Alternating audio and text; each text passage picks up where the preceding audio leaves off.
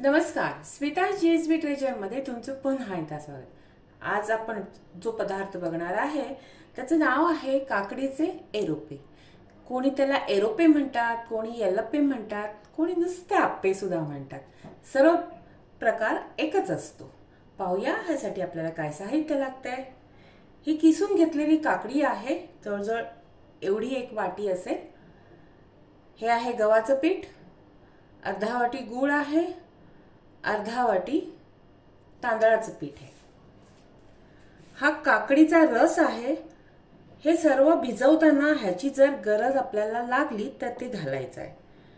2 चमचे रवा घेतलेला आहे, चवीसाठी मीठ आहे, जवळजवळ पाव वाटी किसून मी खोबरं घेतलेलं आहे. हे जायफळ आहे, हे आपल्याला किसून घालायचं आहे. आता ह्यामध्ये आपल्याला थोडे हे तिळही घालायचे आहेत. भाजलेले तीळ आहेत, हे साधारण 2 टीस्पून आहेत आणि एवढे घालायचे नाहीयेत, साधारण अर्धा 1 चमचा घालायचे. हे आहेत काजू, तुमच्या आवडीप्रमाणे घालायचे आहेत. काजू नसेल तर तुम्ही शेंगदाणे घातले तरी चालतील. भाजलेले शेंगदाणे घ्यायचे आहेत आणि एका शेंगदाण्याचे 4 तुकडे करायचे. सर्वात प्रथम आपण गूळ घालून घेऊया आणि रवा घालूया. गूळ घातल्यावर ह्याला पाणी सुटणार आहे, म्हणजे मग आपल्याला अंदाज घेऊन तांदळाचं पीठ आणि गव्हाचं पीठ दोन्ही घालता येईल. आता ह्याच्यात घालूया खोबरं, थोडे तीळ,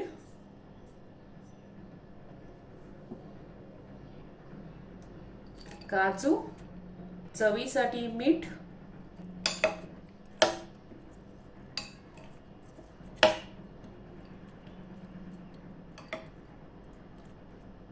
मिक्स करून घ्यायचं. आता ह्याच्यात घालायचंय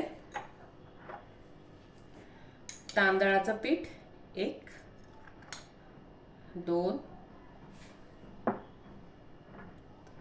गव्हाचं पीठ 1, 2, लागलं तर आपल्याला आपण घालू शकतो.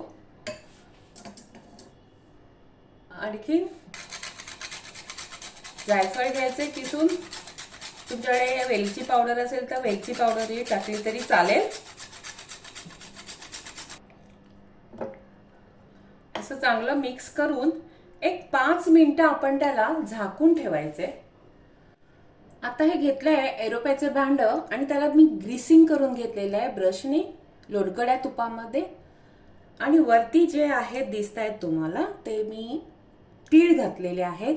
ह्याच्यावर आपल्याला आता बॅटर घालायचंय, पण ते आधी गॅसवर ठेवून थोडंसं तापवायचंय आणि मग बॅटर घालायचंय.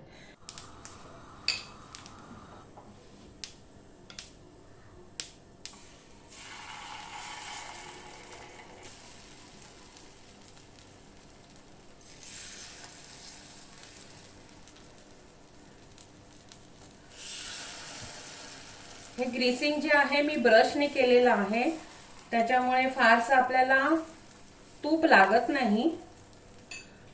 आपण आता वरती ह्याला झाकून ठेवायचंय. गॅस मी मंदच ठेवलेला आहे. याच्यावरती झाकण ठेवूया आणि ह्याला छानपैकी फ्राय करून घेऊया. थोडा वेळ आपण झाकण काढून शिजवायचंय. अशा कडा सुटल्या पाहिजेत त्याच्या आणि मग ते परतून घ्यायचेत आपल्याला. थोडंसं तूप घालून घेऊया.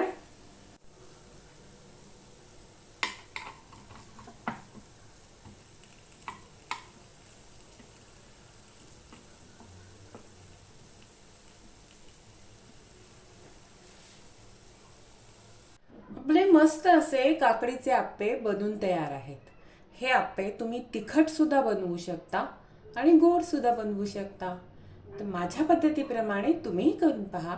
माझा चॅनल स्मिता जीएसबी ट्रेजरला लाईक करा, शेअर करा, सबस्क्राईब करा. मी परत येत आहे अशीच एक नवीन रेसिपी घेऊन खास तुमच्यासाठी. धन्यवाद.